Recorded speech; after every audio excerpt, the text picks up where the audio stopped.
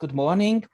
This is the ADG conference, the third day, and we had nice sessions yesterday and on Wednesday also.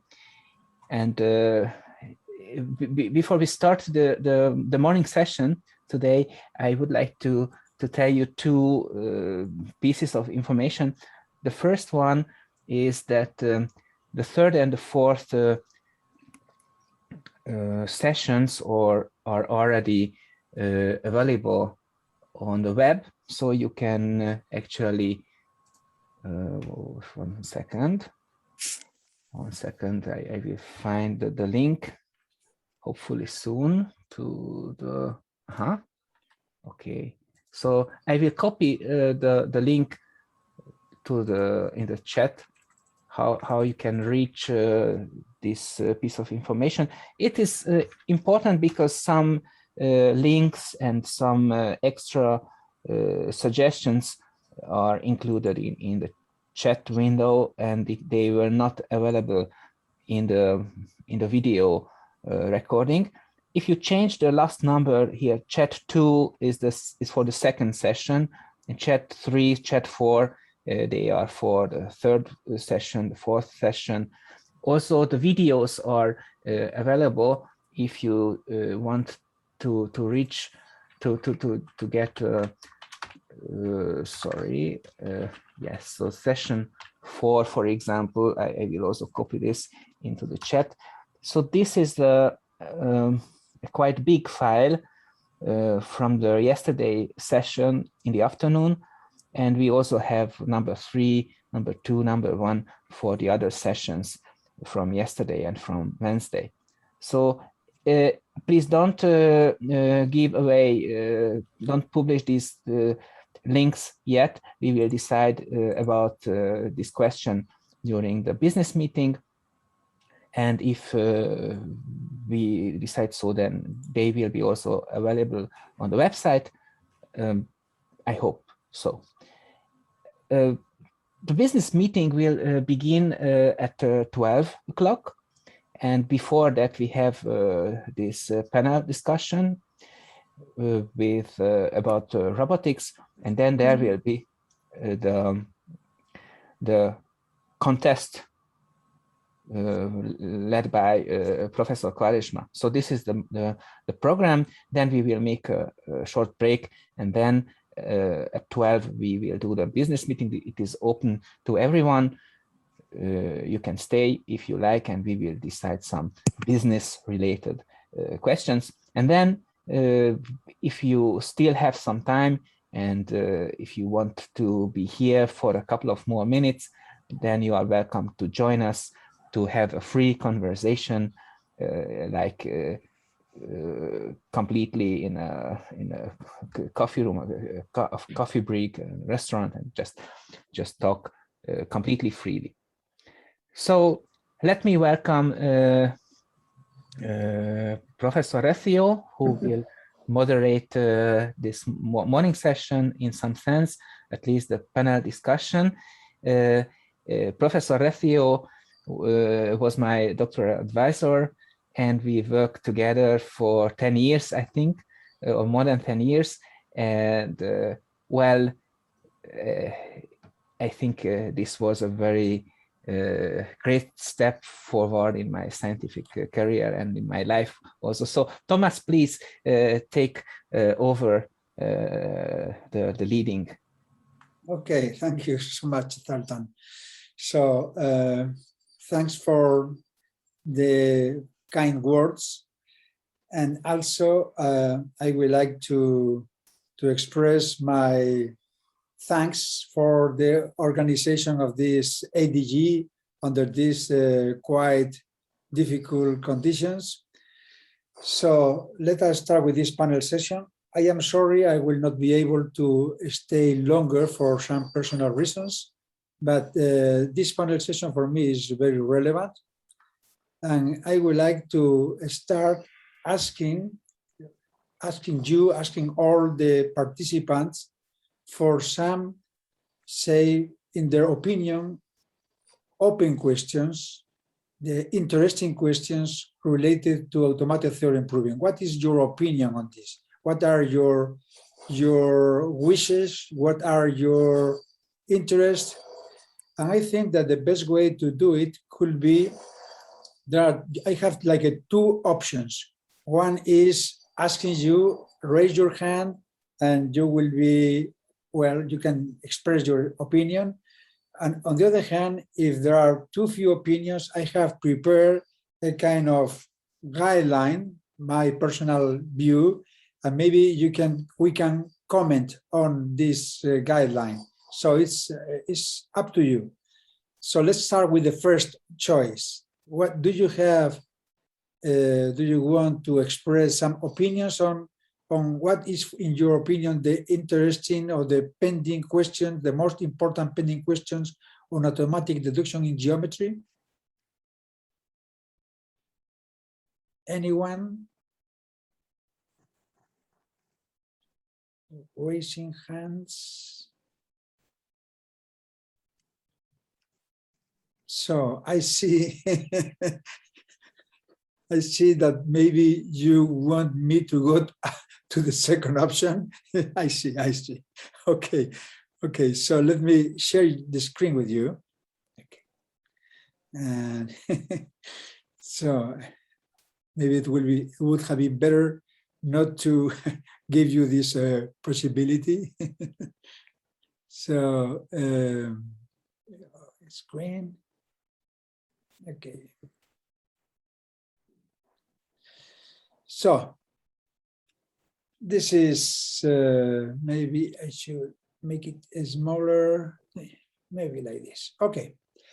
So challenges. This is, so please stop me at any moment. So you don't have to wait till the end. Just stop me at any moment. So this is a small list of challenges that I have written before, some days before. So it is nothing to do, it has nothing to do with, for instance, Manfred talk or Quaresma talk. So for me, in my point of view, one of the most interesting challenges is what I call Citius Altius Fortius.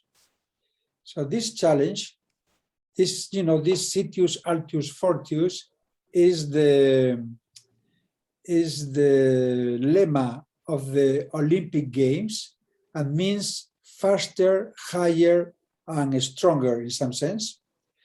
So of course, one of the challenges for automatic deduction in geometry is to make our algorithms, our tools more efficient in some sense, in different senses. So for me, it was very relevant, this competition by Pedro that we'll talk in the next session. But also it was very interesting, his conference on the interestingness of theorems discovered by the automatic theorem proving methods, because this is part of what I consider maybe not Citius, maybe not faster. Maybe it is more relevant to have more interesting theorems, and this is for me one of the most important challenges. I don't know, what is your opinion on this? Could you comment on this? Okay, let me start the games. Yes, I agree with the 2 points, not not too strange okay, it's more in a natural way. One of the things is the linkage, automated analysis and design, not going for the competition. I think the question of more relevant theorems, more relevant tools is something that we should think about and address. And I agree with you with that. In terms of the competition, Let me correct one thing. Nuno Baeta will lead the presentation. Okay, I'm going to give the stage to Nuno, and he will talk about. But one thing, the competition will be more like a request for help than a presentation. We are thinking about this first, let's say, first edition in ADG of the competition, not as something that is already closed, but is something that we are asking all the people to cooperate and to define what is Sitius, Altius, and Fortius. What are, because there are in geometry, the algebraic approaches, the synthetic approaches. So we have to define different goals for them or not. The question of what is the ranking, there are many things to rank.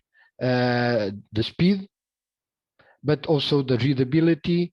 So we are, this, I think it's an important goal or important subject, but I think we can discuss now, can begin to discuss now, and I'm very interested in the discussion during the competition.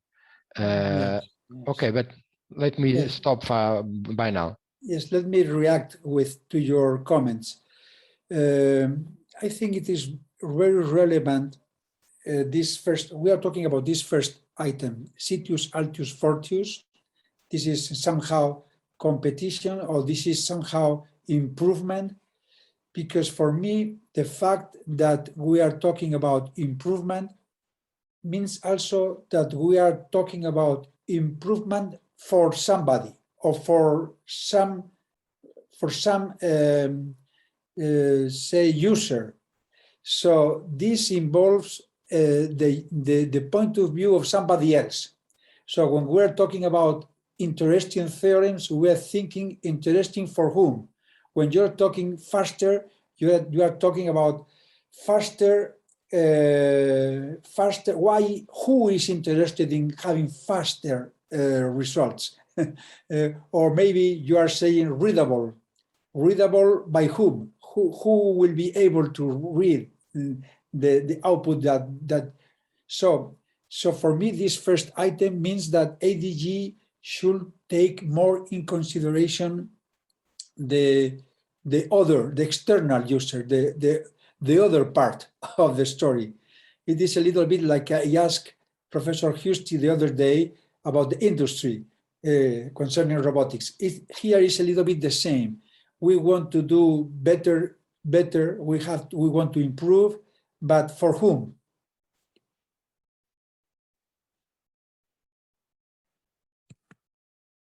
Any other comment? Yes, Manfred? Yes. Thomas, can you hear me?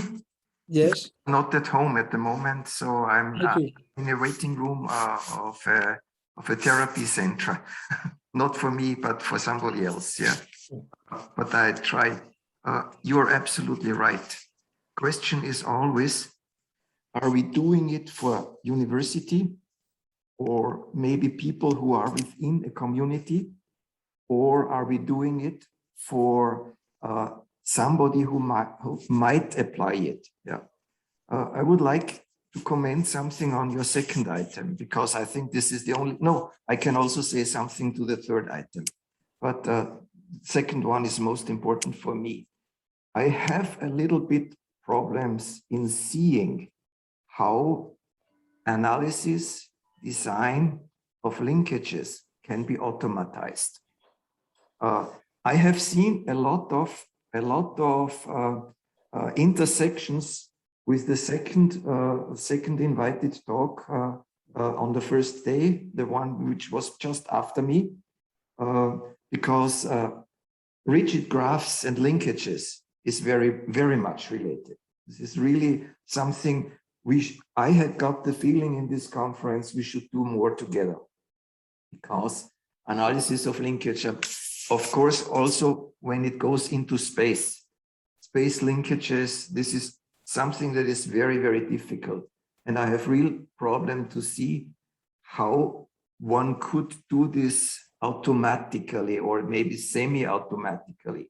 Maybe some things could be automatized, but the design of linkages, is something that is really very difficult. You know, maybe even the spatial Burmester problem, some of you might know, it's create the 4-bar linkage which passes through 5 given poses.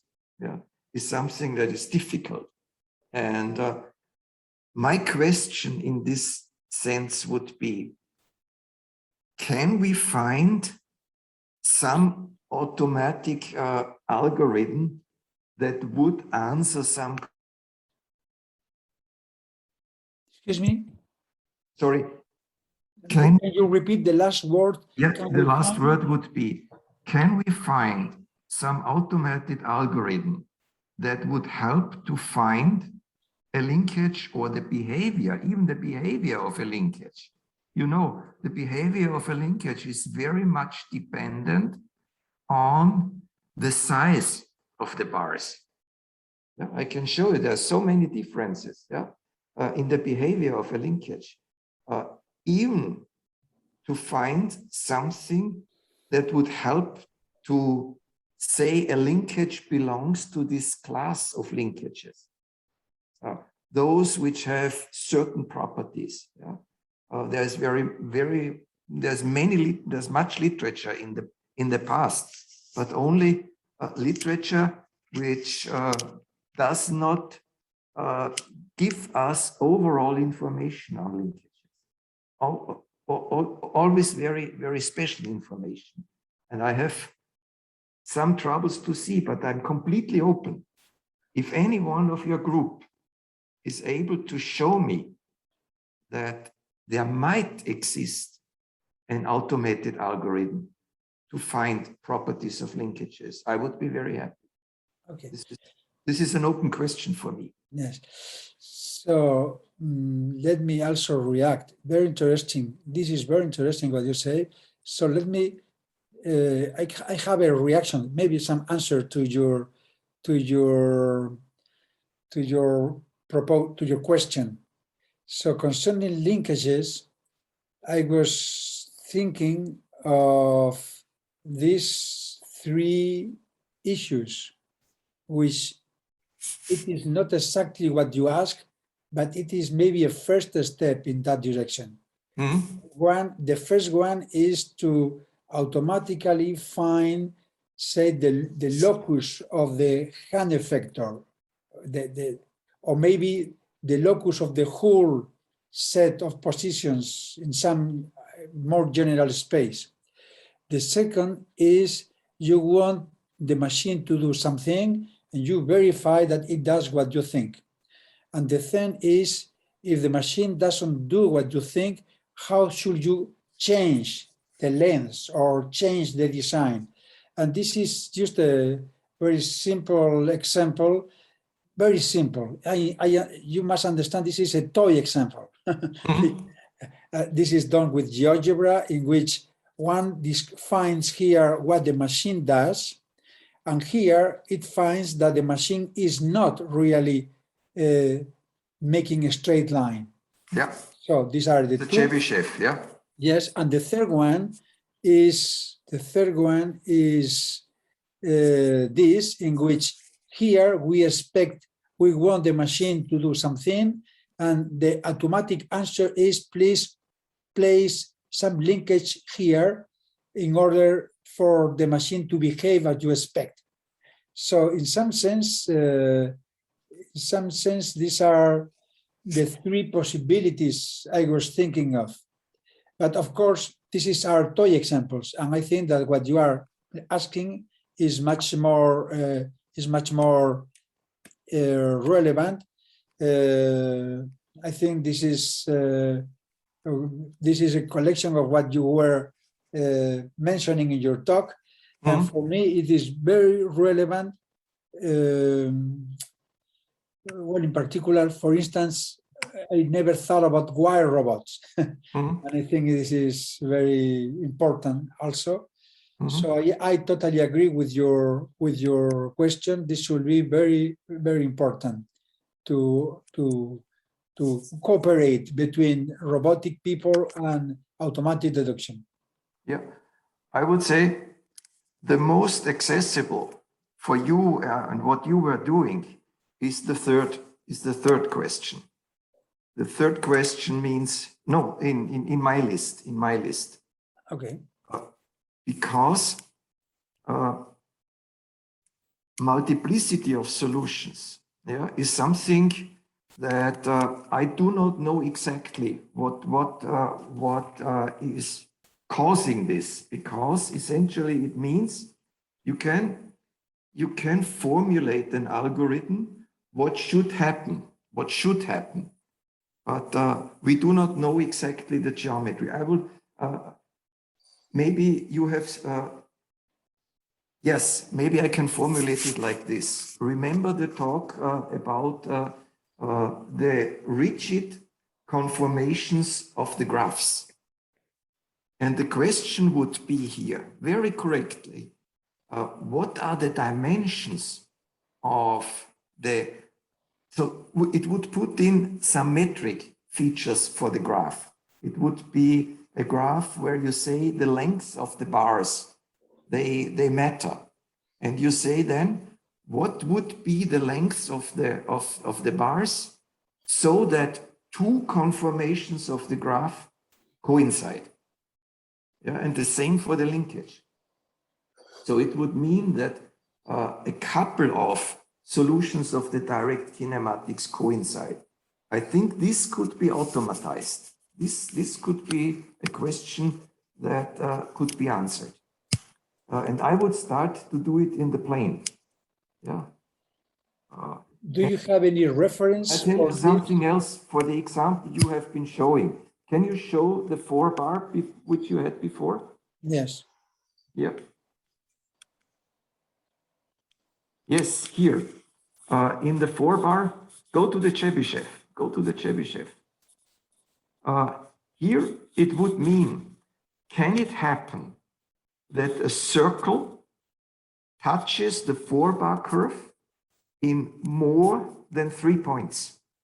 You have a curvature circle which has 3 points in common with the 4-bar. But you know, if you have a vertex, then 4 points would coincide. 5 points, 6 points. Is it possible? I have examples, but I have no general answer to this. So it's a very interesting question. When you intersect the coupler curve here with a circle, in general, you would get 6. You would get 6 intersection points, because half of the intersection points go to the circle points of the plane. Yeah. This is one of the questions, and this is exactly what I mean by multiplicity of solutions. The two things are, by the way, not equivalent. I can prove it. But it is a way how you can attack it, the problem. But it's only one thing. Do you have any reference? No, it is not published. Okay. Not published. But on such problems, multiplicity of solutions, because it means that exactly one of your questions is partially answered. This is your last question. The manipulator does not perform as you expect. Yeah, the linkage does not perform as you, and then it would mean verification of correctness of the expected performance. Yeah, and what is interesting for the engineers, and this is also answering one of your questions, what is interesting for the engineers is, can I get information to avoid dangerous situations of my manipulator? A dangerous situation of a robot is when the robot is not exactly where it should be, where the space where it should be becomes shaky. You get some disturbance there, and it is not caused by in all the linkages you have some small space, otherwise it would not move, and this also adds up in a manipulator. Yeah, but there is also something theoretically where you can show the robot can move without anything, and this is multiplicity of solutions. And the engineers are interested in that because they have to avoid to go into such a pose. Okay, okay. Very, very interesting, very interesting. Tell you, even in the controllers of industrial robots, yeah, the engineers are very, very interested not to get close to this, because even when they get close, something can happen. Yeah. And you have always numerics. Any other comments?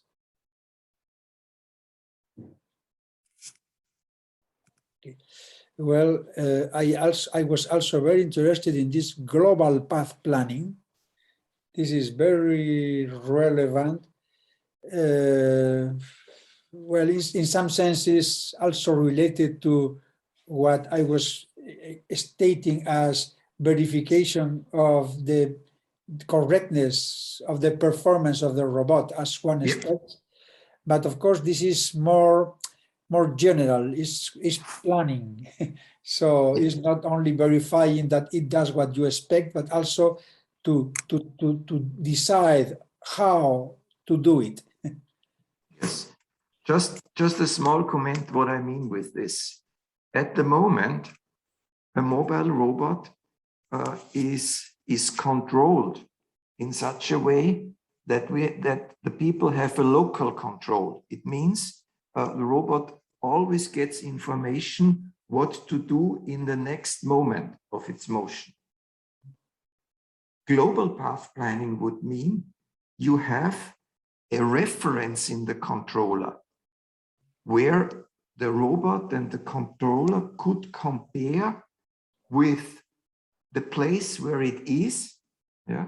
And also what could happen is, for example, somebody comes close to the mobile robot and the robot has to react.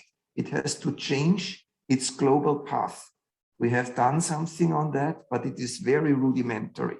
So this is also very much linked to your question. Do we have means to compare what is in reality happening with our plans? Compare plans with reality. This is, so I understand what you were writing in your questions. Yeah. Any further comments on this issue? Yes, please, Don Julian. Yeah, yes. Just a comment. I think our community is a big challenge is to apply geometry to the certification of robotics, because it will play a great role in medical surgery or in drones, etc. So we need reliable software, and so I think we have a role to play in proof about cyber physical system. So the big challenge, as Manfred said, is the link between the reality and the mathematical model and the role of time. So we are talking about geometry, but there was this talk by Jacques where they formalize also physics. And I think it's maybe a direction we should go is not only talk about geometry, but also physics. And I think geometry is very present in physics, and there will be many applications in robotics and so on. Yes, yes. I was thinking of kinematics in particular, or dynamics. This has also to do with this first question of Professor Husty, dynamics. So in some sense, of course, you are talking about physics. So that's Exactly. That's very good, very good. This is exactly what I meant. Yeah, I think this would be the link to the physics to the reality of the robot. Yes, if we can find some nice bridge of the geometry to the dynamics. Yeah, there are of course formulations and they are used every day, but I want to draw your attention also to the many sensors which are now in these machines. Think of an automated car. You have many sensors, even in your car nowadays. Yeah, and you have to join all this information, and you have to know how to bring this information into your theoretical concept. Yeah. Rules, by the way, there are always rules in the control of a robot. Yeah, and these rules have to be established and to be verified. Yes. Let me just comment an anecdote. I have a German car, and this German car, well, tells me what to do from time to time. Says, please take a coffee, stop, relax. And so I went to the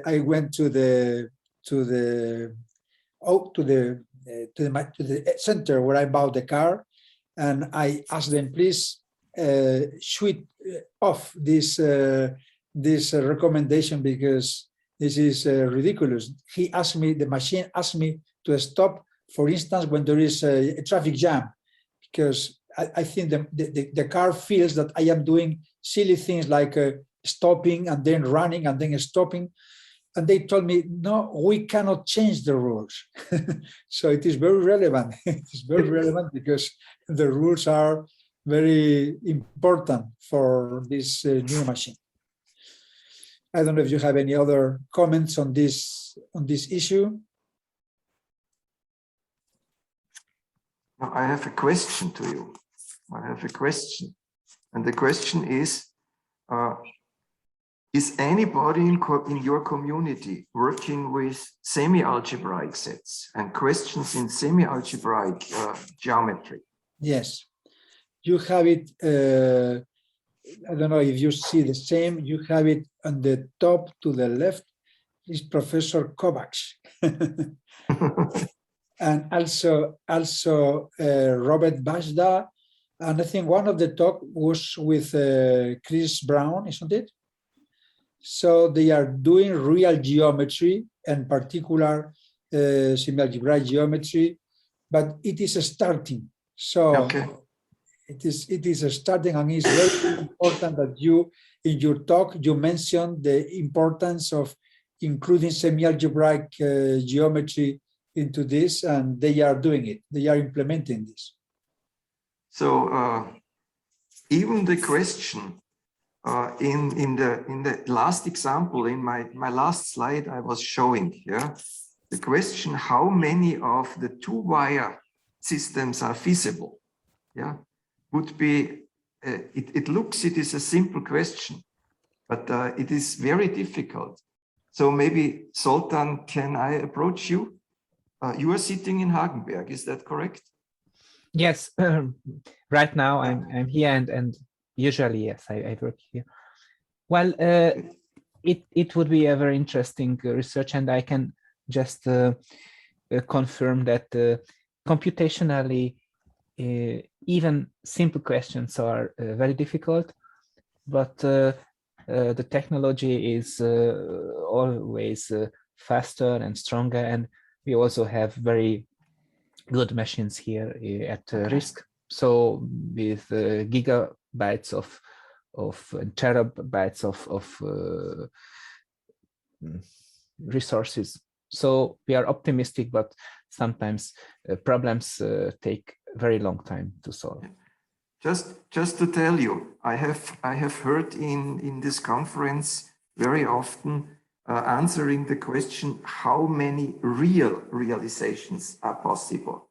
But here we have an additional feature, and the additional feature is real and feasible solutions. So the feasible comes from the, let's say, inequality equations. Yeah. So inequality equations with wire robots are very important. Yeah. Even from theoretical point of view. For example, if we could answer among the possible 12 solutions of horizontal tangents of a coupler curve in a wire robot, only 6 can be feasible, or maybe 8 can be feasible, or 4 can be feasible. I have no idea. I have no idea. It's an open question. Yes, I just comment that in the talk, in some of the talks by Soltan and also by Pilar Vélez, they included examples of inequalities, automatic manipulation of inequalities. So it is a first step. It's a novelty. So in some sense, what you are telling us is that this has applications behind Euclidean geometry. It has robotic application and it's very interesting. Any other further comments on this question? I have a question for Professor Hustig. So you used GeoGebra for your illustrations. Did you also try things by using sliders or some kind of dynamic geometry? Or yes. Yes, of course. The last example I was showing to you, where I found this interesting feature that you have an equilibrium when the center of gravity goes into the cusp of the coupler curve. Yeah. Then this I have found by using GeoGebra and using the sliders to change the size of the coupler curve, the size of the linkage, and of course, as a follow-up, the size of the coupler curve. Very, very nice. Very nice. Yeah. So maybe we can show it to you. Actually, I'm not very far away from Hagenberg at the moment. So maybe we can stay in touch, and maybe I can come to your office and we can talk about it. Thank you. Thank you. Yes. Yes, it will be very interesting also to have some kind of automatic way of controlling the sliders of GeoGebra. Yes, that's very interesting. So any further comments, or we can go to another of the questions I was commenting. So I would like to maybe draw your attention to the last one. Maybe we can leave this one for later, but I will go to make comments about this last one. AR is augmented reality. And I was thinking of some application of automatic deduction in geometry for improving augmented reality and applying this to blind people, to say walking outdoor mathematics, or to analysis of artwork. So let me briefly make some comment to see if you agree with these comments here. Let's go a little bit down here. So for instance, this is about artwork. So this is so in Spain, there is a town called Valencia, which is in the Mediterranean Sea. And every year in the 19th of March, St. Joseph Day, they organize a huge festival in which artists make, say, sculptures made of paper or cardboard, and then they burn it. So this is one, we call it fallas. This is one of the fallas, and they burn it, so it doesn't exist anymore. So this falla has the property that this is the actual sculpture, and here to the right is the Delaunay triangulation applied to the same vertices of the sculpture. So this is done with GeoGebra. So I am thinking of automatic deduction in geometry applied to give information to blind people, or maybe to people in general, in the following way. You have your smartphone with you, and your camera points out to this sculpture, and then automatically the machine automatically converts this sculpture, this image, into a collection of points and triangles. And then automatically GeoGebra asks, could this be a Delaunay triangulation? And the answer is practically 90% of the triangles coincide. So they give you the information. This is very close to a Delaunay triangulation. What you are seeing is practically a Delaunay triangulation. I do not know, well, I know the author of this sculpture, and I know that he knows nothing about mathematics. So this is done by some ethnological issue, some anthropological questions. So Delaunay, in some sense, is very close to humans. But what I'm talking is about helping impaired people using GeoGebra automatic deduction. This is another example. This is from Granada. So in Granada, you have this, this is a river, a little river called the Darro River, near the Alhambra. And this is the ruins of some bridge. So I would like to have automatic deduction in geometry doing the following. Again, you have your mobile phone, you point out to these ruins, to these pieces of a bridge, and the machine automatically makes some analysis and deduces that there will be, I don't know, the center of the angle of this circle, or the bridge will go to this other place, give you automatically information about the reality that goes around you. And this is a third example. This is much simpler. This is the high school here in Santander. So again, I would like to have the students pointing out to this the facade of this high school, and then the machine automatically says, probably the head of this high school is sitting here, because this is the most relevant part of the facade. Okay, so this is done already with GeoGebra, discover theorems on point C.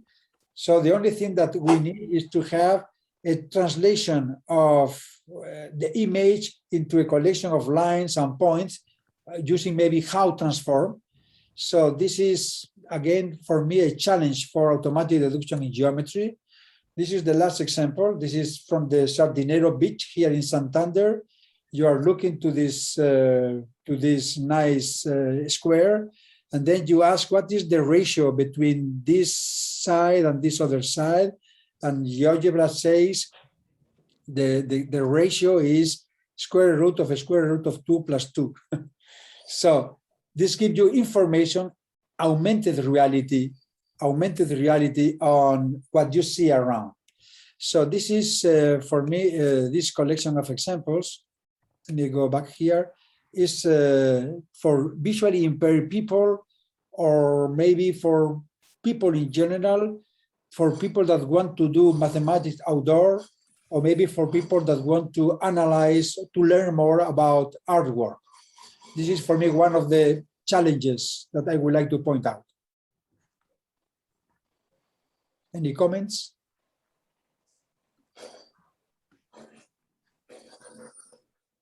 Comments? Yeah, you would probably need some edge detection software and other additional software other than GeoGebra to do these things, no? Excuse me, I don't know who is talking now. It's Jose Capco.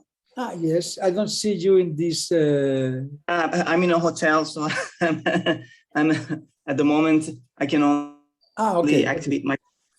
So I was saying that probably you would need an edge detection software or other additional software for these other than just GeoGebra. of course, there is like you need, first of all, an interface between the reality and GeoGebra. And this interface I was mentioning that could be how transform, H-O-U-G-H, using the how transform to detect lines, points, polygons, etc. Yes, you are right. You're right.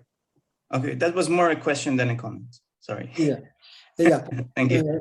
And of course, I think GeoGebra is, in some sense, is a toy example for this. I am thinking. So this morning, for instance, I was asked in Spain, there is a big National Association of Blind People, very, very important, very relevant. It is called the ONCE, O-N-C-E, National Association of Blind People. And they have asked me this morning if GeoGebra is also available for visually impaired people.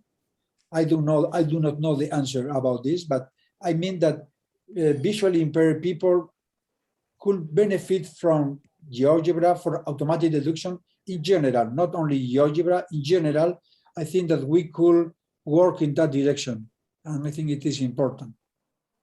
Yes, yes, very interesting. I don't know, Sultan, do you have an idea if GeoGebra is thinking about visually impaired people?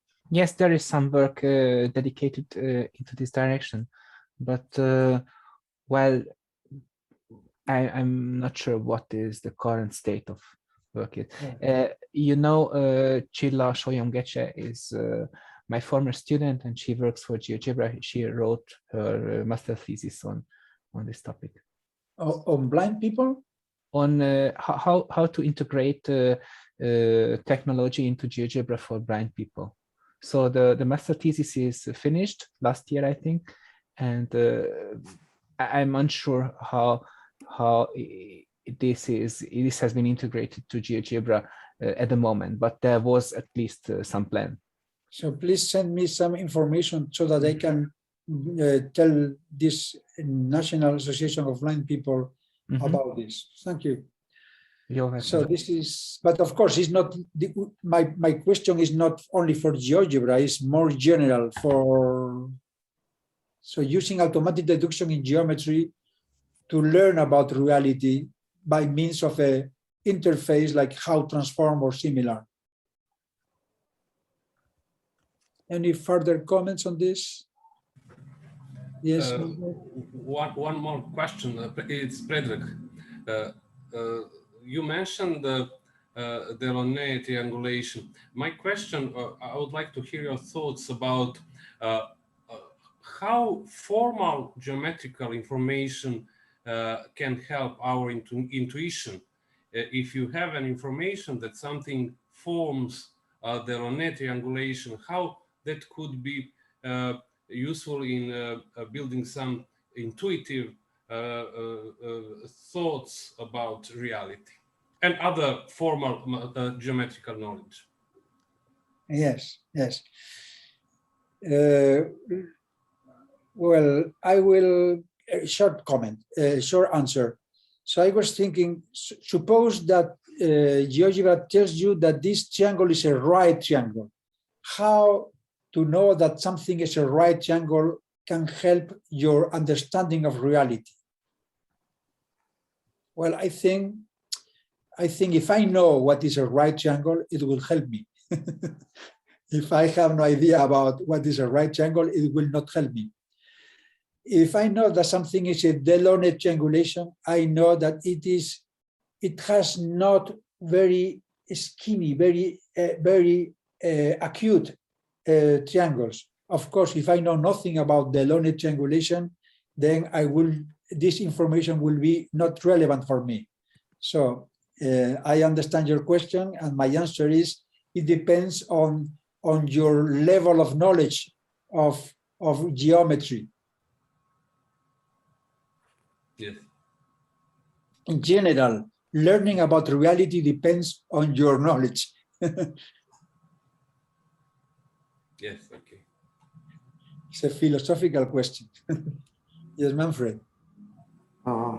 Yes, if there is no question or comment to your fourth item, I would like a small comment to your third item. Euclidean geometry in education. I want to draw your attention to the group of Günter Maresch at the University in Salzburg. They have even a big European project, and the title of the project is Spatial Thinking in STEM Learning, Training New Generations of Researchers in Euclidean Geometry.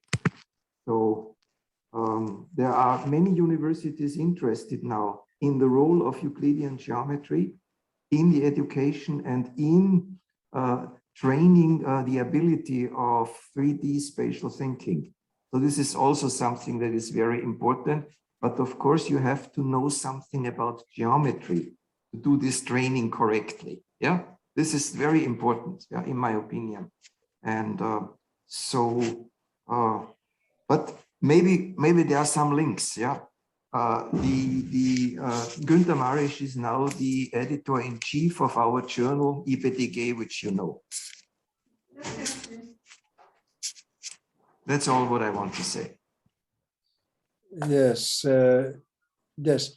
I was doing this challenge here because we are doing a lot of work on automatizing deduction in geometry, I will say in Euclidean geometry, and then I wonder who cares nowadays about Euclidean geometry, because I am thinking in Spain at least, education goes towards competency, project-based learning, inquiry-based learning, STEM education, but Euclidean geometry is practically disappearing from the curriculum.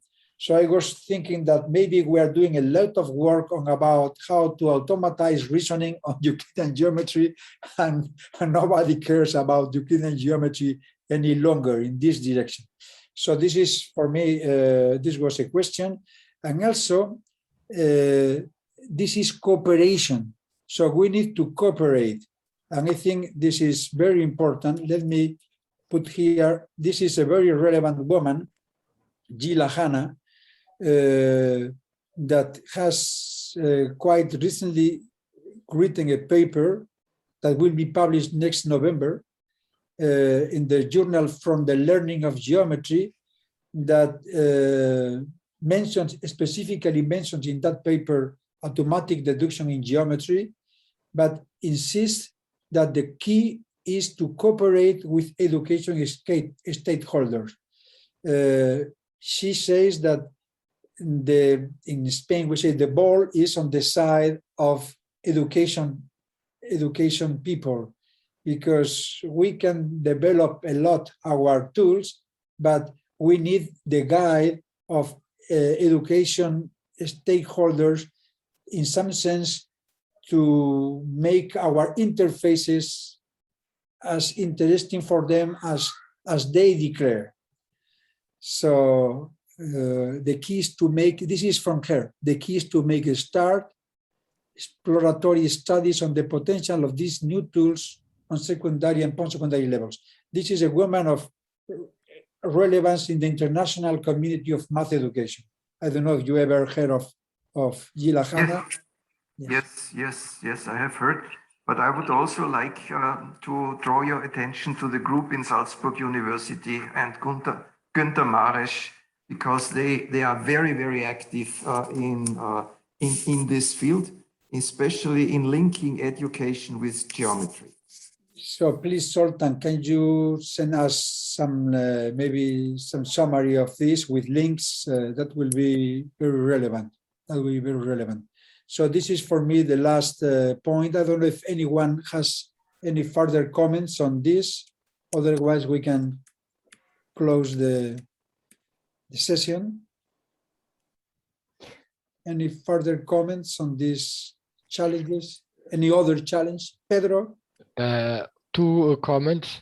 First, the workshop THEDU, theorem proving and education, precisely the connection between the two connections, is a workshop that is going along the CAD conference, the conference about automated deduction community.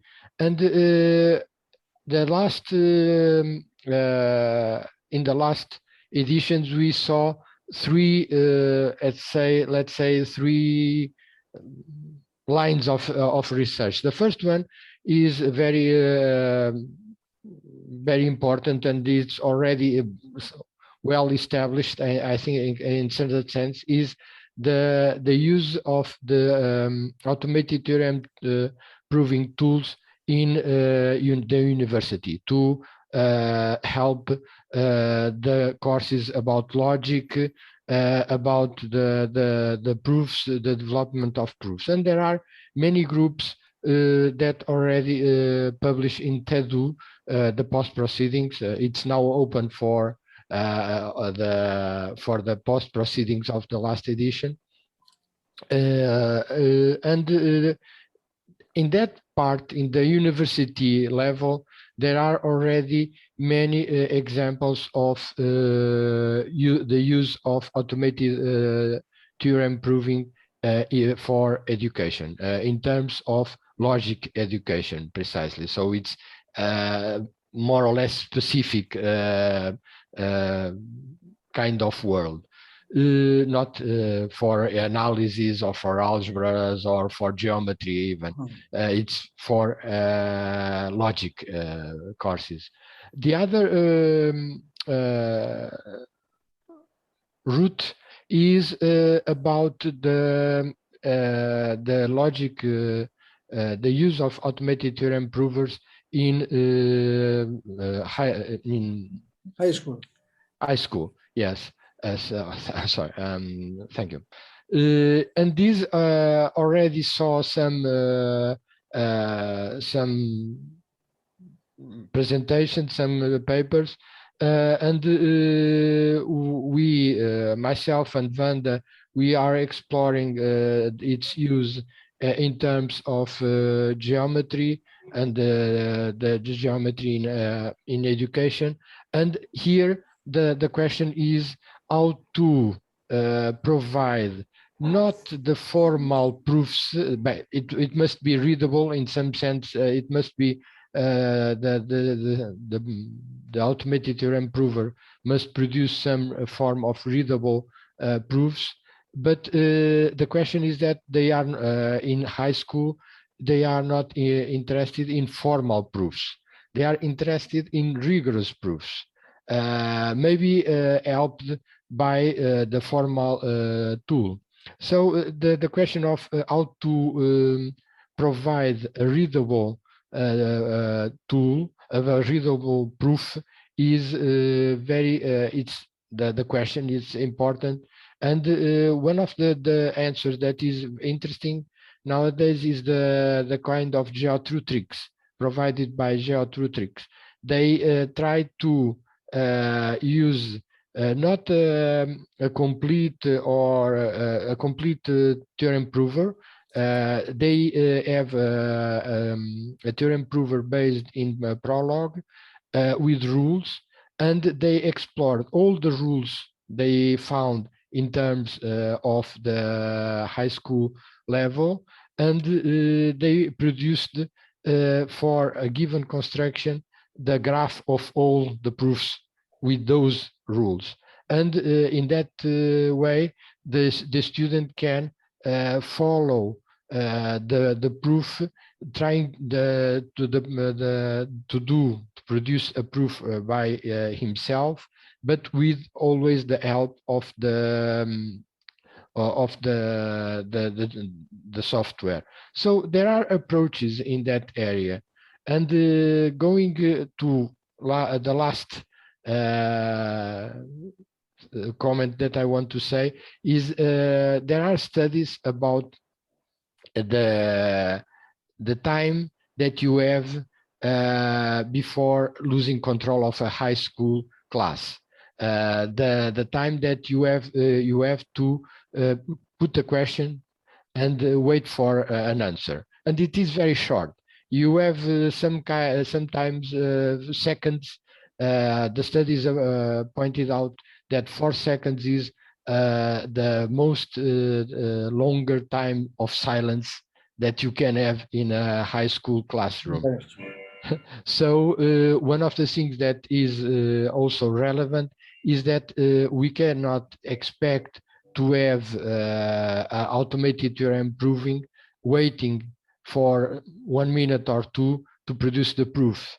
So two approaches are relevant. One, the algebraic, very efficient, even without producing a proof script, because they are fast. And the other is that kind of geotutrics approach, to have the software to help prepare the classroom, the class, to have all the material ready, and to be able to show that proof at classroom time, but already cooked before by the automated theorem prover, because I don't think that using runtime time on runtime a theorem prover will be useful in classroom. The time that the students are expected to wait for something to happen is not exactly the time that most of the cases the ATP or the geometric automated theorem prover will spend for getting an answer. So there are already some work done in that direction, but there are many things. I believe that there are many points to improve and many things to explore. That was my comment. Okay. Okay. Thanks a lot, Pedro, for the very interesting comment. And I think that we should stop here. I don't know, Sultan, is that okay? Yes, I think we could continue this conversation for many hours, but as a good start, I think it was very successful. So thank you, Thomas, for moderating this discussion. And we need to say goodbye. If I understand clearly that you need to leave now. Yes. But, so thank you so much. Very interesting for me.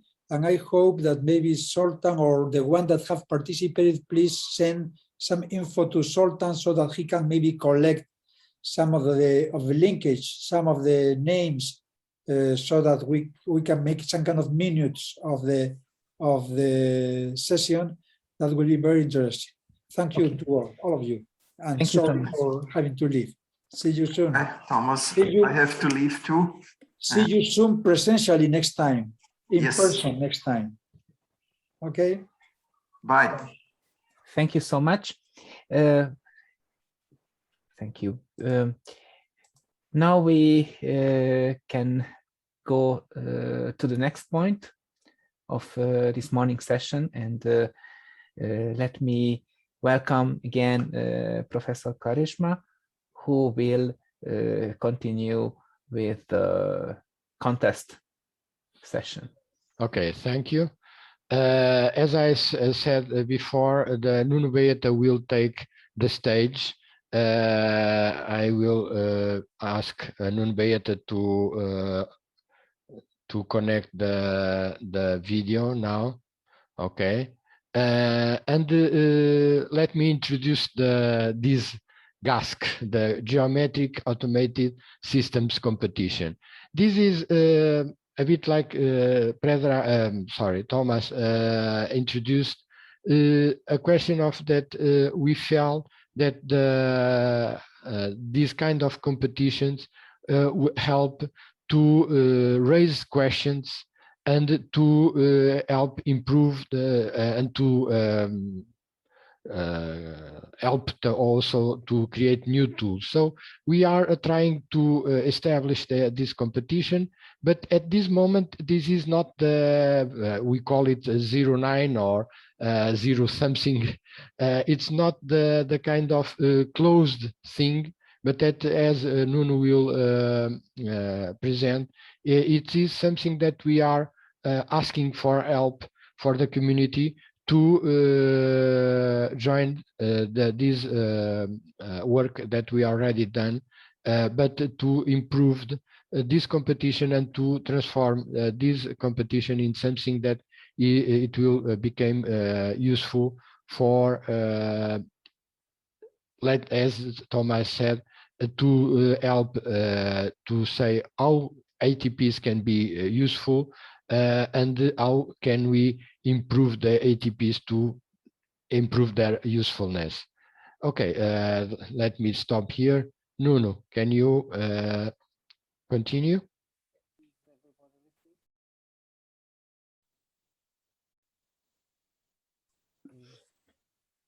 Are you seeing my presentation? Yes. Okay, thank you.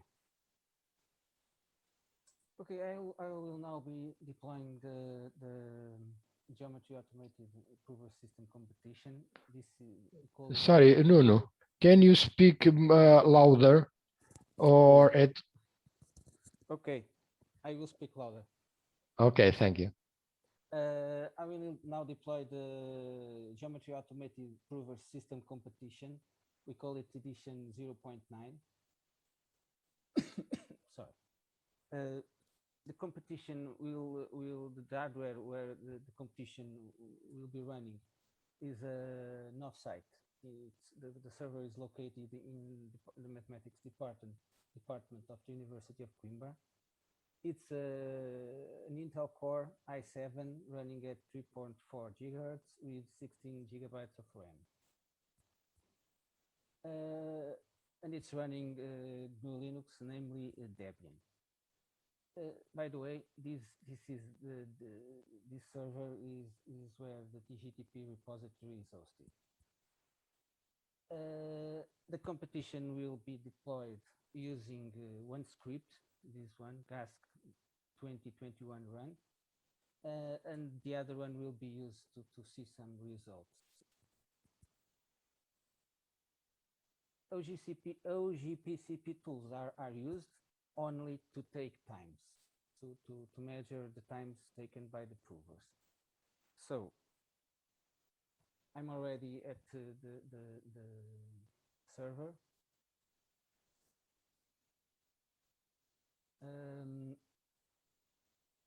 The problems are all located in this directory.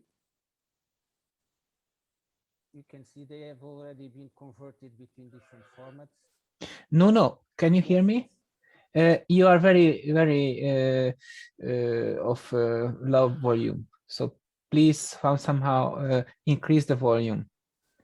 Thank you. You are not. Yeah, yes, and not only the microphone should be closer, but also the settings in the computer.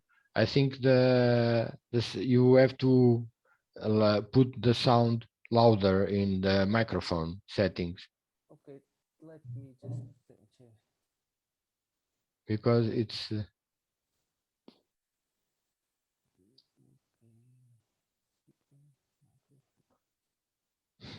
sorry, technical issues. I wasn't expecting this problem. Yes, yesterday we talked and the sound was correct, but now it's very. We have a plan B, but let's hope that no. I really think. Is it better? A bit, only a bit. If needed, you put that in front of you. Now it's better. Okay, because the microphone is here, so I can put it right in front of my mouth. Okay. Sorry. Okay, continue.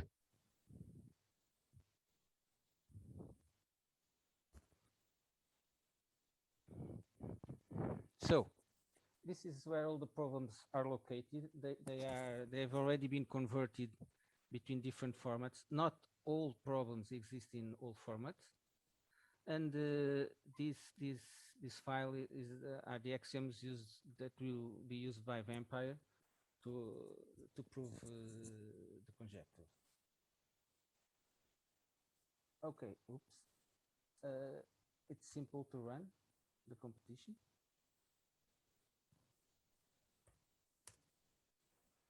So it started. what we see down here is simply the different problems and their times. When a dash appears, it simply means that it failed. Successes here means the prover gave an answer. He managed to find the proof or not, period. Or to disprove it. Failure can mean several things. He didn't find the proof. The conjecture was out of scope for the prover. There was a problem with for some reason while reading the conjecture, there was a problem. The prover crashed. Every other problems are located here. We are not making distinctions. Why are they are failing? So there were 180 problems written in GCLC, and now the area method is trying to prove all these problems. Then it will proceed to whose method, and finally to the Grover's basis method. It will then change to COC, to the area method implementation in COC. It will find the number of problems in COC, and then we'll do precisely the same thing. Then it will try Vampire, and finally GeoGebra. All these, the first five, the OGP is taking time. GeoGebra OGP is not taking time. It will launch the application, but it will not take time. GeoGebra is one of those problems that OGP CP has with integration. To run GeoGebra, I mean, there won't be a window popping up every time a prover tries to prove a problem. So we use software XVFP, which is basically an X server without display. Everything is done in memory. But I have a problem. I have yet to find out how to close when the proof finishes, how to tell the XFB FB to stop. That way I could easily use open OGP to time, but right now I'm believing the GeoGebra times, okay? I think I'll have to talk with Zoltan. It might help me. Okay. Each conjectures, well, about the GeoGebra, I forgot. About the GeoGebra provers, we are using Resius prover and Botanus prover. Each of these five has a timeout of 15 seconds. Yes, 15 seconds to prove. And GeoGebra has a timeout of 10 seconds. Even then, I'm not sure that we'll be able to manage to run the competition in these 40 minutes. Let's hope. Meanwhile, right now, okay, we can see some results. This is nothing fancy.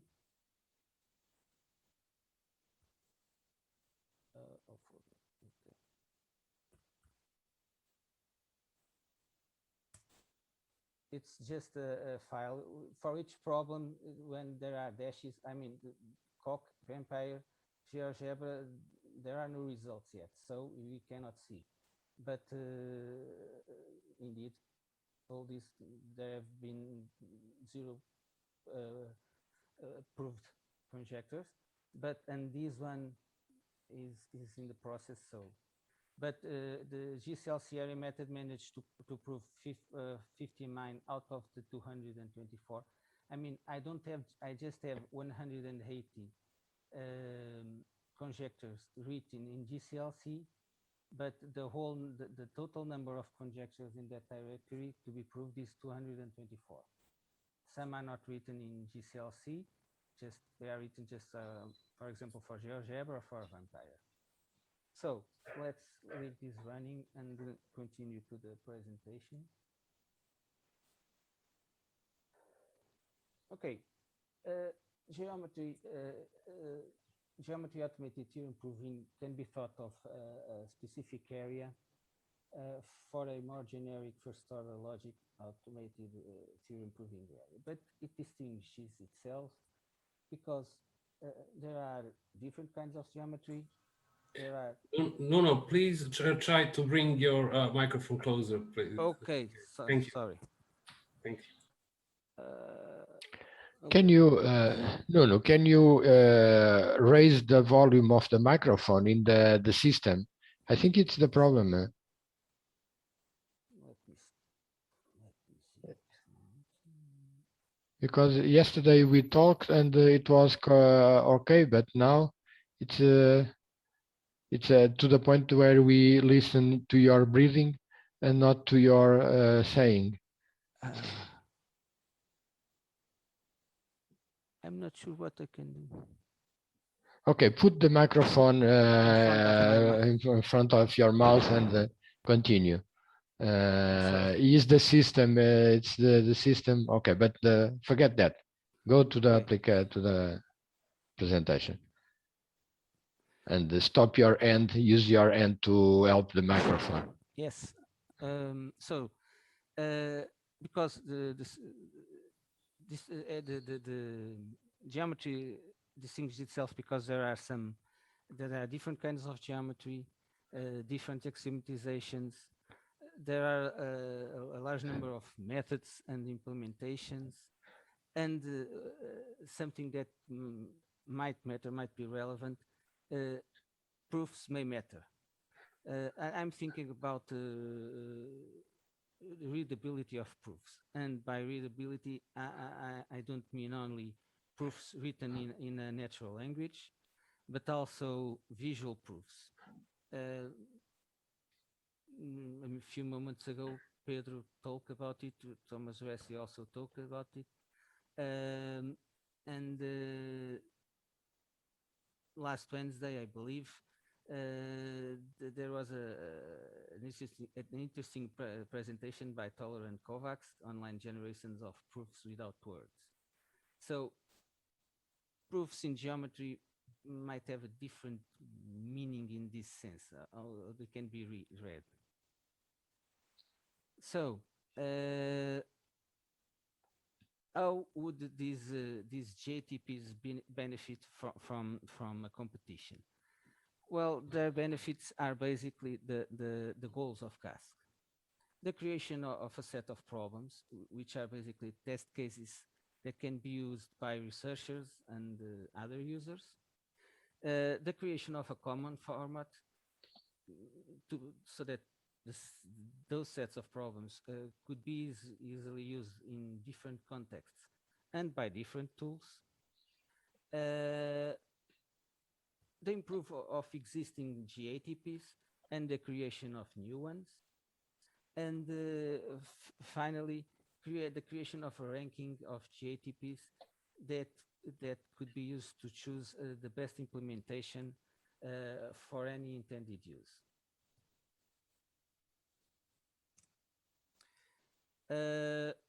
I forgot one small detail. And if one is not convinced that these goals are enough to justify GASC, the Tool Olympics event in other areas has shown that in those areas benefited from the competition. So So I think it's fair to say that GATPs would benefit from a competition. So let's try to. Okay, it's running slowly. It's now working with the GCLC Grosvenor basis method. Okay, nothing more. So regarding the organization, any competition to take place, there must be some sort of organization, obviously. Right now, the people behind cask are Pedro Quaresma and I, but in the long run, other people, sooner rather than later, must join for this event to succeed.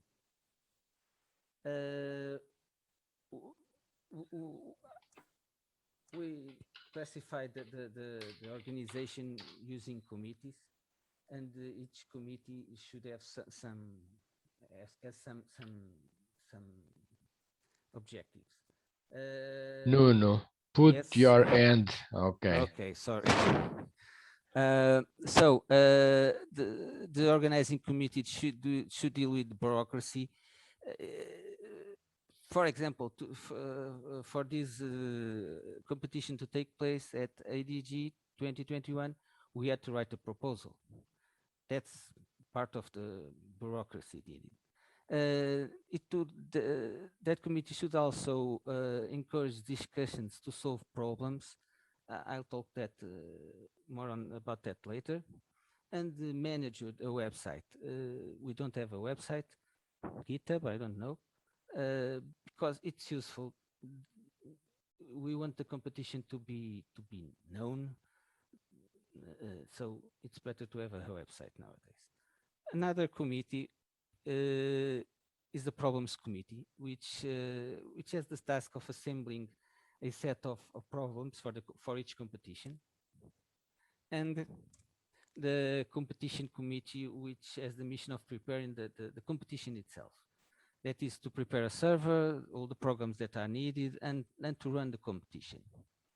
Basically, Pedro and I both participated in the organizing committee. Pedro was the problems committee, and I was the competition committee. So, in some sense, these roles have to be filled. There's no need for many people. Okay, 2 people, and we managed to deploy the competition, but some sort of organization is needed. Sorry.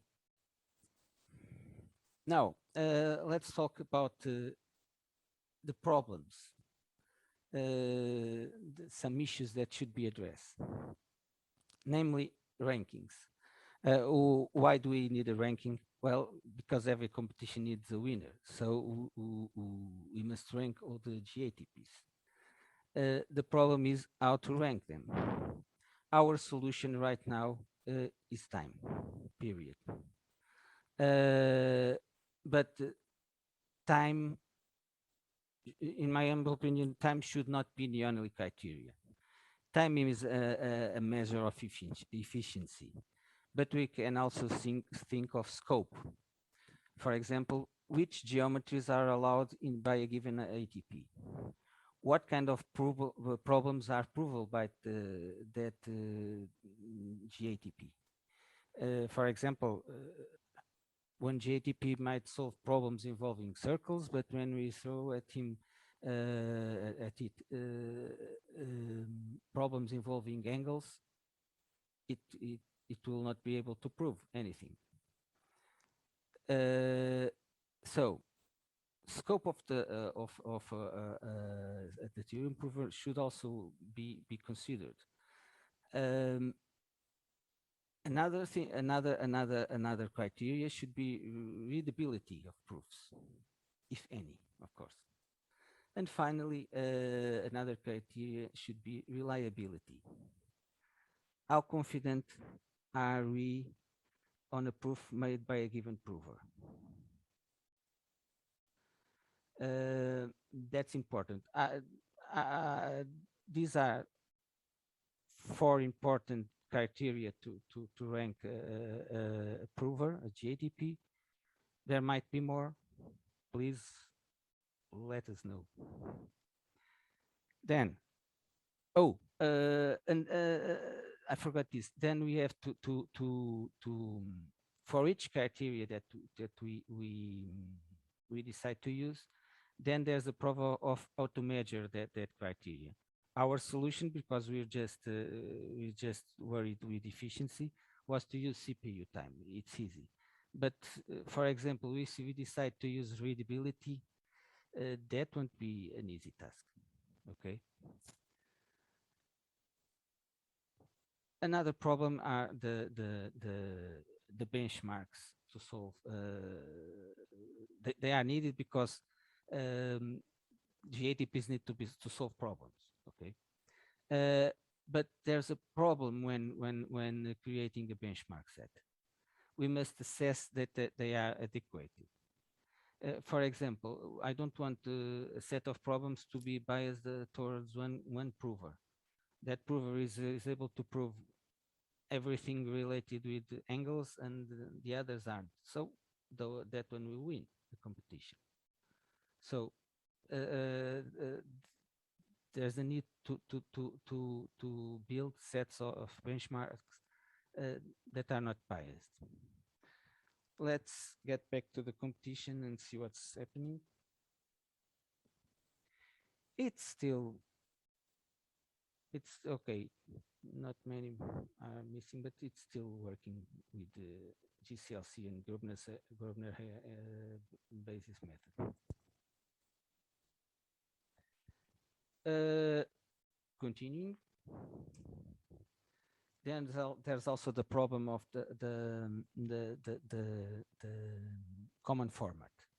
We decided to use the first order form used by CASC because it's urban readable. It exists and is being used.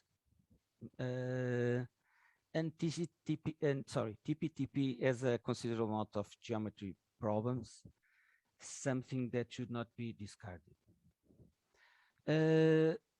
Well, some people might argue, might have against this format, the fact that it's not XML. I'm not sure if that's a bad thing, but some people might not like it. There's the one question. Is this format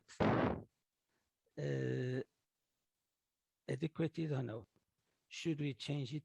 Should we should we use another format or not? I don't know. Please let us know what you think. Next. Competition deployment. There are problems. For example, should the competition be run on site? In this case, it would be in Austria, or off site, like we're doing it now. And should we use individual hardware or third-party hardware? As strange as this sounds, it might be important to think about this last one. For example, yesterday, I was unable to access Hilbert, the computer where the competition is running for several hours. I guess that if we had some third-party software, we're paying for servers to use some servers. That should not happen. Some people will be taking care of those details. Everything we managed to solve everything. Actually, Professor Pedro managed to solve everything and the competition is run. Other problems that are important in a competition, how to formally check a proof. I mean, if a proof is made by Koch, no problem. But if I'm pretty sure that it's correct. But if a proof is done by not done by a tool like Koch, can we rely on this proof? Then there's also another problem, and this should be addressed. Another problem is, how can we guarantee the reproducibility of the results? it's a bit like an experiment in physics. Everyone should be able to reproduce the result. Oops, sorry. Then we should also measure the progress of the state. How can we use GASC to measure the progress of the state of the art? And how to make another problem is how to make these results and competing tools available to be used in subsequent events. Sorry. Okay, let's get back to the competition. Okay, is already using vampire cock. Sorry, it has 77 conjectures to prove. He already managed to prove 35. Let's wait a bit more. And I'm in the already in the conclusion. In the immediate future, I think we should resolve some organizational issues, namely a website, because it will help us to publish results and other things. How to rank a GATP. This is, I think, this is probably the most important problem, and not only using the time as a measure, but other criteria, and the definition of different sets of problems to be used as test cases. So GASC 001 took place at TEDU 2019. 0.2 was just for the post proceedings of TEDU, and now we are running 0.9 at ADG. Will there be a the real first edition of GASC with web pages? Okay, that's it. That's my presentation for this competition. Show the results that are now. Sorry. Okay. It's still proving. It's still proving using the Cock-Carrier method. Okay, let's.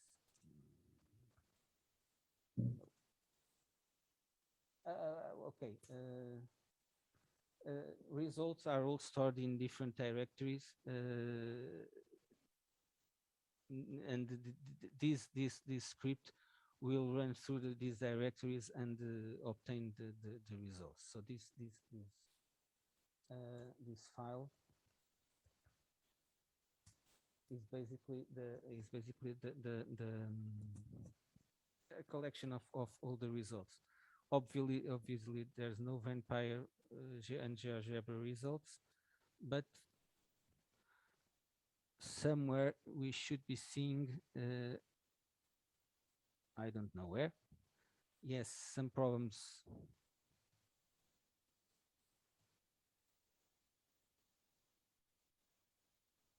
He managed to prove several GeoGebra, so I just have to find them.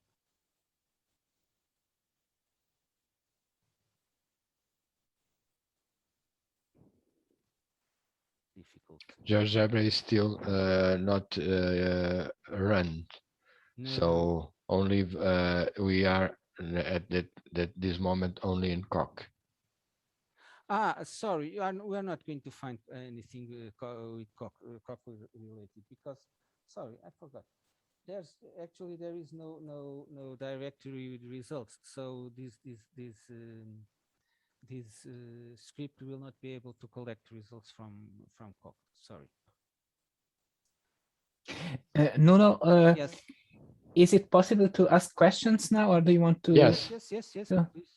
Okay, so is there any question? Yes. Richard, please. Hi, can you hear me? Yes. Great. It's more of, yeah, it is a question. I was wondering if since you've got, I can hear myself echo. Okay. Maybe now. Yes, please. Yes, please. Because the echo is terrible. So please use your headset. Sorry, I'll ask my question afterwards. No, mute your mic. Okay. Okay, so it was Nuno. Sorry. Richard, can you please repeat your question? Ah, yes, it's gone. So since you've got results from a lot of provers on a lot of different problems, I was wondering if you were intending to do any kind of clustering, because it might turn out that some provers are really good at proving a kind of problem that we haven't thought about as a class of problem before. And this might also help with your assessment of whether your set of problems is a good representation for all of the things that you're looking at, because if the prover that wins is really good at the biggest class of problem in your set, then maybe well, that tells you something about your problem set as well. So I think that would be a really cool thing to do. Yes, we'd like to do that in the future. That's as simple as.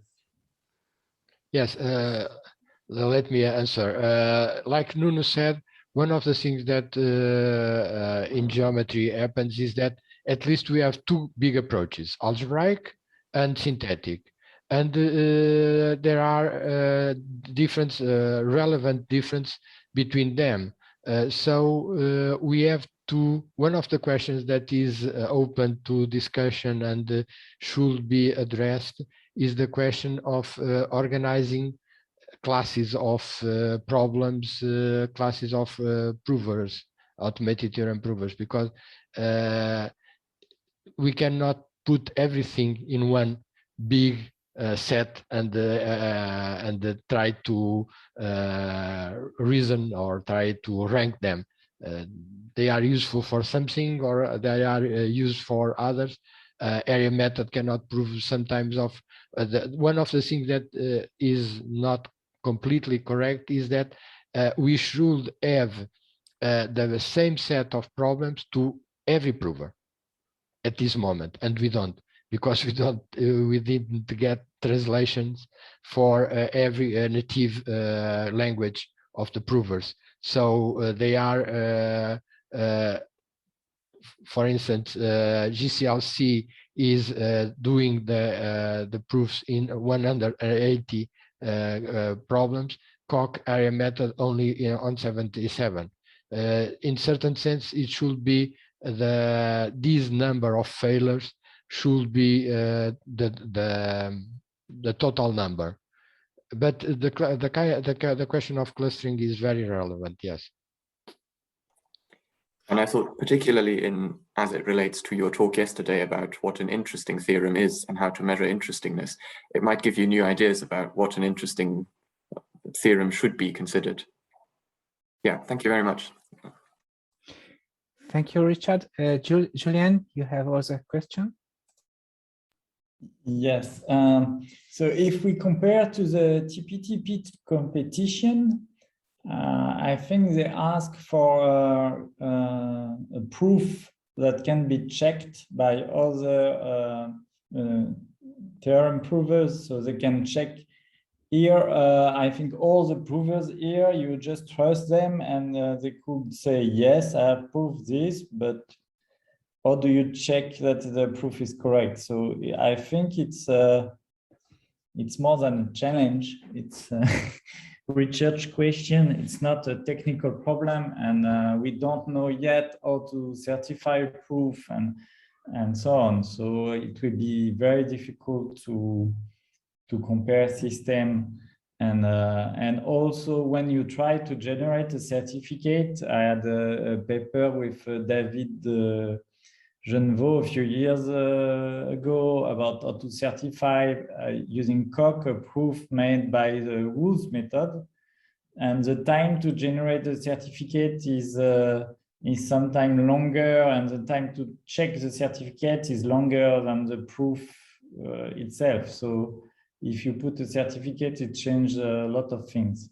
And if you don't put a certificate, I think for the time being, it's okay because it's prover designed before the competition. But if you have a competition, then maybe some people will bring a new software, which is just nonsense, and will say, oh, I get first in the competition. But so we need a criterion for validity of proof, and this is very far from obvious.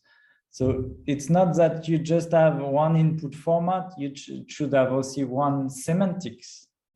And I think even if you are using TP-TP here, you are not the same semantics when you are doing the proof in Vampire. I don't know what does that mean. Do you have an axiomatization of geometry, or is it's kind of synthetic geometry, or are you working in a model? What do you mean by Vampire here? Is the GGDD the geometry deductive databases method? The implementation we worked or the set of axioms by Shu, and that I translate to GGDM to fourth format. Sorry. Okay, so no, you are not testing Vampire, but you are testing this set of axioms more than Vampire by itself. And it's the same also for Woos method. If you read Dongming Wang's book, you see that there are 10 different variants of Woos method, and the exact semantics of each method is different. It depends if you factorize and so on. So even in Woos method, it's not clear exactly when you say you solve it with Woo, did you generate several characteristic sets, and did you simplify them, and do you have a minimal set, and so on? There are a lot of details, and I think there is a big computation time difference between these theoretical variants. So if you create one group for each category, I think you will have a single prover in each group. So the competition will not be very interesting. It will be difficult to have several provers in the exact same group, I think. Yeah. Mm-hmm. Okay. I also have a couple of remarks. However, we are very close to the end of this session. But I think, so what do you think, how many minutes do we need to finish this test? I know GeoGebra needs to be start up, then a couple of seconds are needed for each test. So maybe this takes some time. The competition can continue in Hilbert, and we can, if you want to, we can present the results at the start of the business meeting, for instance, the final results. That would be nice. I just have two minor comments or three. I think that would be fine to see the results at the beginning or after the business meeting, if it needs more time. So first of all, I think you can do this testing automatically on GitHub. GitHub recently has an option to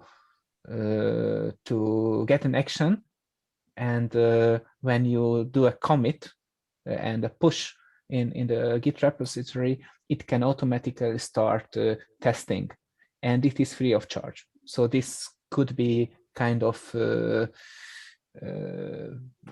possibility to do it. Let me ask one question with that comment.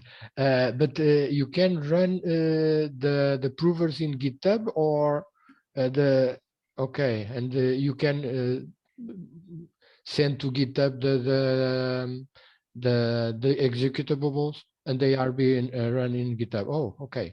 Yes, this is something new, and we do it recently for a couple of months for other projects, and it works 99% safely and correctly. So I can just encourage to try it. The second comment. Zoltan, just because it's on the same topic, instead of GitHub, you can use StarExec. Is a project in USA that are being using to test the SAT and SMT solvers and to do the TP-TP competition.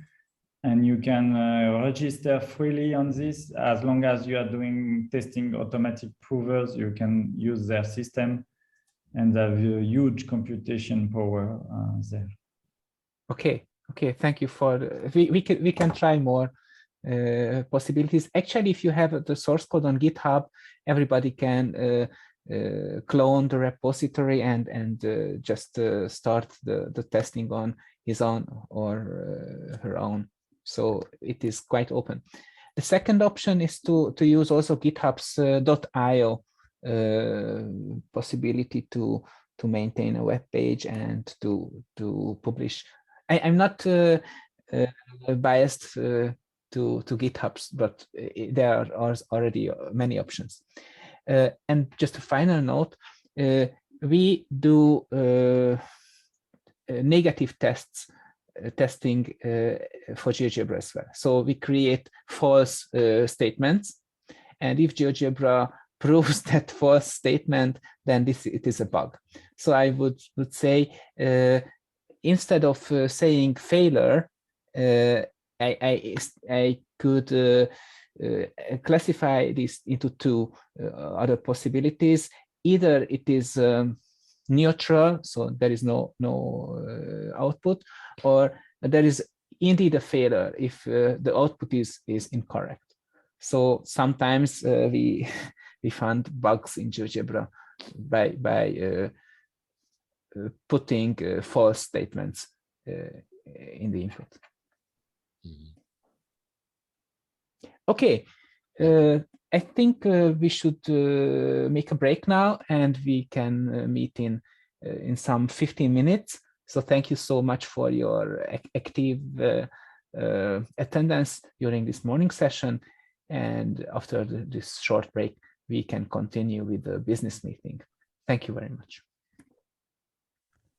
Thank you. See you.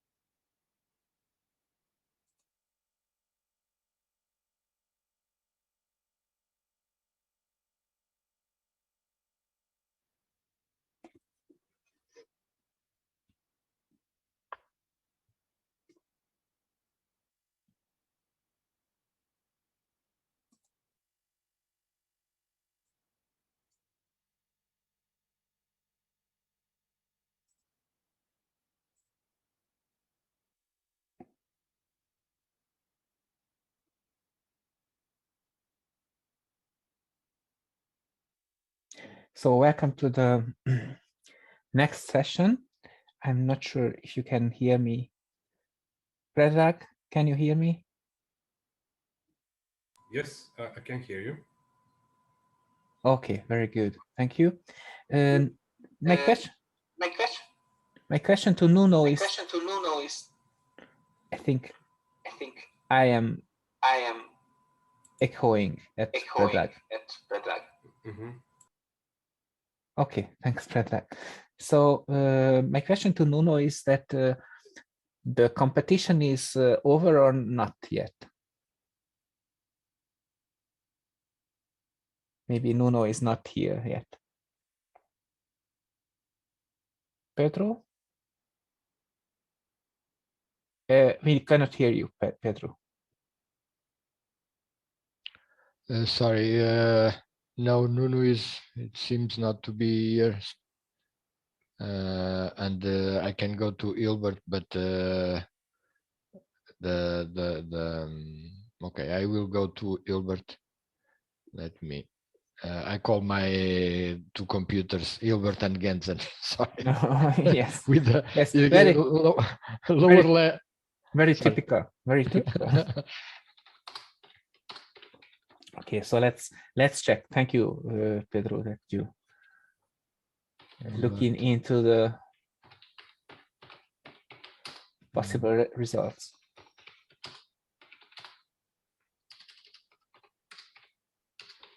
Oh, okay. So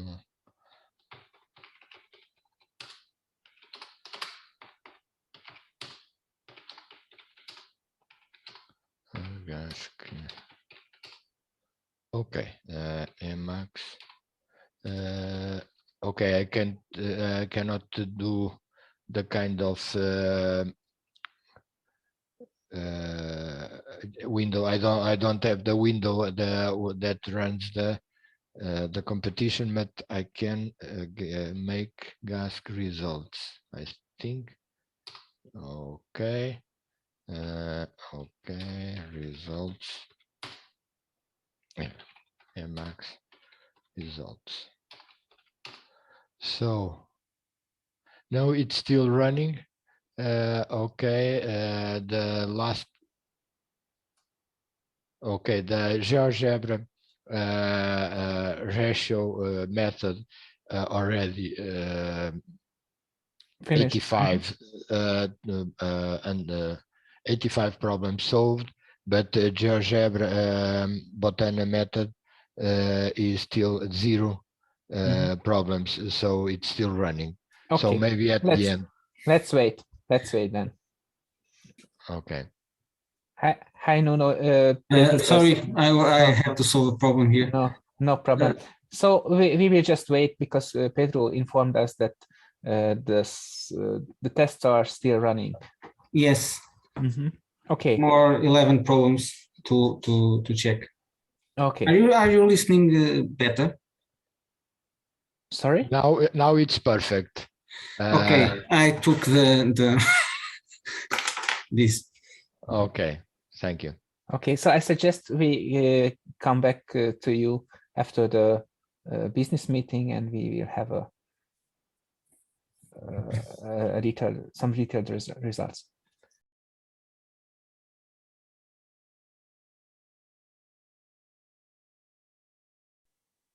Okay. Yeah. Okay. The competition finished. Here are the results.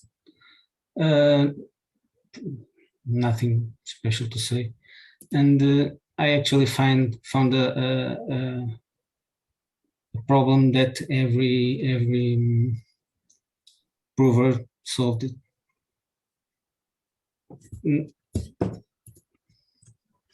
Here are the success rates, and that's it. Okay, let me add some words. As you can see, this is something that we have to work on, and as I said at the beginning, is something that we are very open to contributions to, because of two things: the problems, the ATPs themselves, because for these versions. We get the ATPs. We manage to put the ATPs running by ourselves. So we have to thank Zoltan to help us to work with GeoGebra. But in the future, the idea is that each contender each person, each author of ATP should be able to enter the competition. So we are in the process of organizing the structure to allow these all these things to happen, and we are already at 0.9.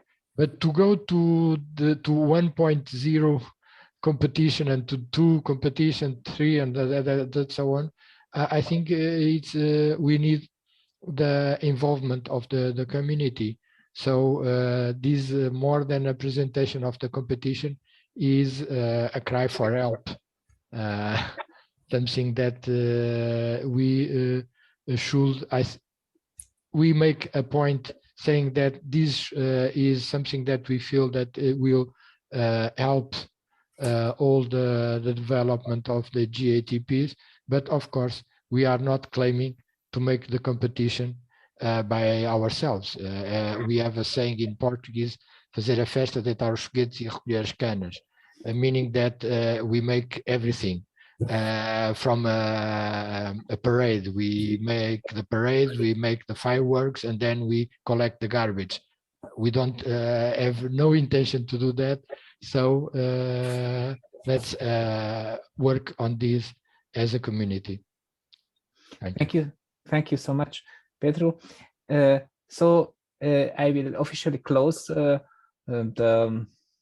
conference. So I will stop recording and I will open the breakout rooms. If somebody wants to stay for a couple of minutes, then we can discuss some questions or just say goodbye in person. So thank you again and see you soon, hopefully.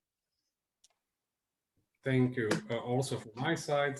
Thank you. Thanks to all the authors and thanks to Zoltan, who made a great job and worked hard. It was a great pleasure for me to be part of this ADG. And Jacques the other day said, going to ADG is like going home. Indeed, I think we all felt a bit like this, despite the fact that this is only virtual, but I think we all enjoyed it. Thank you. Thank you all.